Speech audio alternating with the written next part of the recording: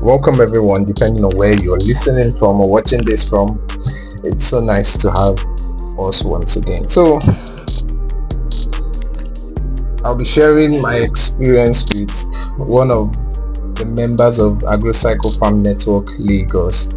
So I was in Lagos and I happened to come set up a farm for someone. I was invited by the AgroCycle Network to come check out what was happening in their different farms. So you can see what I'm doing. I've been able to, I'm placing stones inside the pen basically. And the goal is to prop up the pen so that we can place sticks to cross and more like suspend the mulching material. You may be wondering why is it important? Now, first of all, I've seen people place mulching material directly on the soil. Do I have anything against it? The answer is no. So it's not like if you don't place your mulching material or you don't suspend it or you place it on the soil, your snails will start dying. No, it's not like that. But in my thinking, I know it provides more room for your snails to move around. Okay, so let's put it in perspective. Now, if there were no sticks and you had just your mulching material in your pen, your snails would have to deal with the walls, the floor, and that would be it. Okay, so if you think about it, having your pen suspended, like your sticks suspended in your pen and your mulching material suspended, makes it very easy for your snails to move around. They can climb the sticks they used to suspend it, they can move around, they have the walls, and they can still climb your mulching material, which provides them extra cushion. Okay, so they have good space. Now when you suspend the mulching material with sticks underneath to place your feed, makes it very easy for them to access feed. So there's no scenario whereby a snail is trying to get feed and is looking for where to go, this, that, all those kind of things is not part of the issues. Okay, so the woman in question is trying to make more pen. So even where we are sitting on, she's trying to reconstruct it such a way that it's a pen that can take more breeders. According to her, she's getting more breeders because she wants to get a lot of babies. So you can see what I'm doing. So I've placed certain sticks in different positions, very strategic, to bear the load and weight of whatever mulching material it would be. Now there are a lot of mulching materials that people can find around. You can use plantain leaves, which is a very common one. And if you live in cities where you can access plantain leaves, then you would consider using sacks. Okay, it's okay. Yeah, so here we are, the grower's pen. Basically it's the grower's pen. You can see how small it is. It's not too big. It's just structured in such a way that the snails can access food. They don't have to climb too far. So you can take a cue from this when you're building your grower's pen to get a glimpse of what you should build. I think a block is okay. So the snails don't have to go too far to get food. Now check out what I'm dropping. It's called PVC board, and it's not like the very big something. It's just the same PVC board used in roofing. Same thing, no special difference, exactly the same thing. There's nothing too special about it. Okay, so it's not like you are going to get it from somewhere. You just go to a builder and ask them for PVC board. So what's the benefit? Firstly, you can cut it to different sizes. Okay, so it provides you more room to play around, and it's very flat, so you can just place it on the floor. The snails don't have issues trying to climb up or struggle. Like if you're using plates like bowls or something, you would have to literally dig it into the soil so that the snails can easily move around. Even if you're having trays, the trays have limited surface area where the snails can actually feed from. So those are the benefits, and you can, like I said, you can cut them long. You have a big pen, you can cut them to fit the size of your pen, literally. So people are wondering, what am I washing? Anyways, I'm washing the baby snails. So not like wash. I'm just washing them, put them in water, shake them a bit just to energize them, and at the same time we are counting and putting them into the pen. We're able to count around 120 snails She said she had 90. I was like, oh fine, we found the extra 120 for you, so good news. Okay, now people wonder, is it can't I just leave my snails in the breeder pen? Because I get this question a lot. Can't I just leave them in the breeder pen and allow them to hatch, grow together, and do their thing? I'm gonna tell them, no, see, chill, take a chill pill. Don't rush.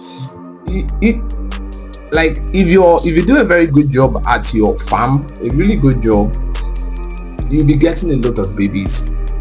And when you put your breeder pen and your baby snails together, it gets to a point where the tussle and the struggle for food becomes a completely different ball game. Okay, and don't forget, snails are very cannibalistic. They can literally eat the babies, and they really don't even care. They'll just eat the snails, eat the baby snails, and focus on what they are doing.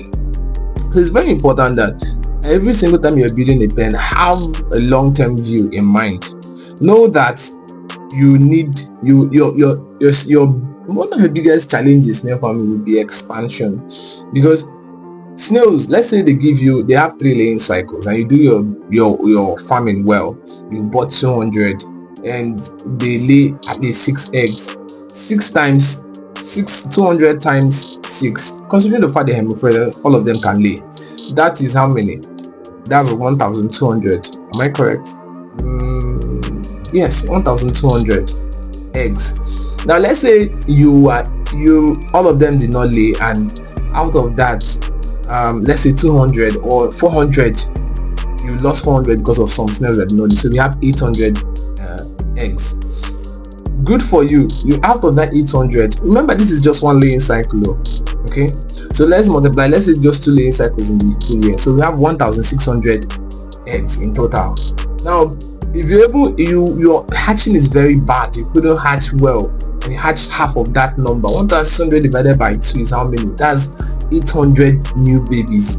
Can you confine 800 new babies to this space at birth? Yes. But as they begin to grow, your biggest problem would be expansion. So farmers are expected to be thinking long term. Okay, always try to think long term. How be ready for expansion. You don't know what might happen. Your pen can just explode. Okay, look at these babies that I just put in the pen. We got them that money. Like I was there when they were picked out of their egg, their hatching pen. I was like, oh man, this is impressive. She even sent me a video of how she does her hatching. Like, there's the community of practicing farmers, where almost everyone there is a practicing farmer, where they post their good days, their bad days, their winning, their losses. Everybody's posting, and things are actually like looking good, and we are happy for each other in that community. Okay, but see, it is very important that you spread out your babies. Okay, give them room to grow.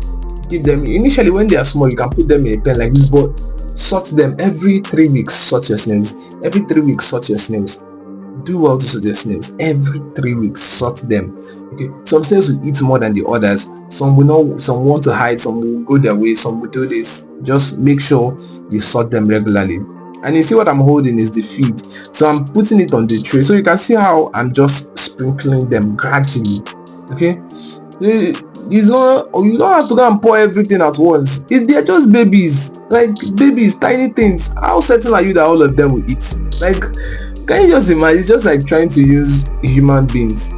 You cannot dish a full plate for a human being and expect a baby to finish it. And I have plenty farmers complaining, oh Mr. Rex, my snails are not eating. I'm like what quantity are you actually giving them? Like, these things are small tiny creatures that are just there coming up, and you have to take it very easy with them. Okay, be real. Don't go and overdo it. Just don't go and overdo it. Give them the right quantity of feed, and I also had to mix with calcium supplements. Okay. Now a lot of people ask me, Mr. Rex, what's the ratio between feed to calcium that you need to put in your soil, in the feed? I'll tell them 1:4. So 1 cup of feed, 1 cup of calcium is to 4 cups of feed. 1 cup of calcium to 4 cups of feed. Take note of this. Now I'm putting water in the pen. Remember, we put some trays inside, in between, okay, for water. I don't know if it's there. I think, yeah, I put it already. So you have to put water for them, but put it in a flat surface so that anyone can glide through it and it doesn't drown. Are we together? Okay, so in this case we are using sacks instead of plantain leaves. Is it that there are no plantain leaves? No, there are abundance of plantain leaves, but I just prefer this sack so that it's easier when we just pick out the sack. We just look at it, it can show where the baby snails are and they don't get missing. When you have plantain leaves, the plantain leaves can be drying off. They turn brown in color. Okay, and as they turn brown in color, the snails can literally disguise, like it's not like disguise intentionally, they're just brown, the leaves are brown, so you might not be able to spot it, and you throw away the dead leaves and your snails are gone, like they disappear. And you notice I wasn't able to place the mulching material correctly because there was nothing to suspend this. I had to get more leaves, get more branches, break more branches and put there. Now people ask me, Mr. Rex, what kind of wood should I use to suspend my pen? Like literally anything that can bear the weight of the material, you can use it. Anything that is not toxic to snails, you can use it. Okay, I think later in the videos you see what other materials that we've used, and here I'm using bitter leaf stem. Okay, that's what I'm using, and you can see how I'm just placing it there. I spread it out and I placed it, and everything is suspended. The baby snails are not bearing the weight of the leaves, and that is it. Okay, that is it. Mr. Rex, if I touch my snails with my hand, will it make it not to hatch? The answer is no, but it's not advisable. You can see I'm wearing a glove. At best, just wear a glove if you can. Yeah, a glove. Okay, I think I'm wearing a surgical glove. I don't know if it's the right one, but I think this one will enable you feel the snails the most. Okay, so don't use spoons. That's very easy. We've always told you use plastic spoons so you don't crack the eggs. Okay, I hope you're good. Yeah, so now we've moved over to the breeder pen, and this is where we are now at the breeder pens. Okay, so I noticed that all her snails were placed in one section of the pen, like one section, and she wasn't using the other section. So I asked him, what's the reason? He said, oh, Mr. Rex, I wanted them to stay together where they can eat together. I'm like, really? You have to allow your snails to move around. Let them use the full pen. Let them explore. Your goal is to get to a point where these snails are very big. So keeping them in a limited place doesn't allow them to move around, like feel this place that is very spacious. Look at the size of the pen. It's way beyond the 3 feet by 5 feet pen, which is the standard for 100 snails, and you're limiting them. Okay, so we're trying to loosen the soil. Now there are two reasons why I'm doing this. The first reason is that I'm trying to look for eggs and see if we can find eggs from different places. Okay, maybe eggs that are hidden underneath or something, and also to loosen the soil so that the snails can easily bury their eggs inside. So that's the reason why I'm trying to loosen the soil. So I kept on doing it, turning it over, and then again there's a catch. Let's say if there are germs on the surface of the soil, the chances that they will go inside is not even there. Okay, so when you turn over the soil and loosen it, turn it. Okay, the surface with germs goes down, and the other part that doesn't have germs comes up. But if you don't have so much soil loosen, just change the soil. Now you see what loamy soil is. This is correct loamy soil. You see how dark is it? It's not the one people come and ask me, Mr. Rex, what is loamy soil? I'll be like seriously, dark soil. Okay, this is the dark soil you can find. Just use dark soil. It's loamy, yeah. So how do you even know loamy soil? It's not too dry, it's not too wet, it holds the right amount of water, and it doesn't form cakes, it doesn't form lumps. You see how I'm loosening these ones very easily. Like I even did a soil test, so he has the right to check the right moisture content. I've held it, I compacted it, I threw it up and allowed it to scatter in my hands. Okay, so I started spreading out the soil to different places to make sure everything was a bit level, so that it's not like one place has more soil and the other place has less soil. And somebody will ask me why. So that eventually the snails climb up and they fall to the ground. They fall provided the soil is evenly leveled, they don't fall and crack their shells. Okay, now I'm placing blocks there, and we know why already, so that we can suspend the mulching materials, nothing more. It's not like You can use anything that can prop up or hold the weight of something. Use it. Okay, some people have stones. Use stones. Some people have blocks. Blocks gives more like an even surface. It's more balanced. Use it. Don't limit yourself. Okay, be very creative.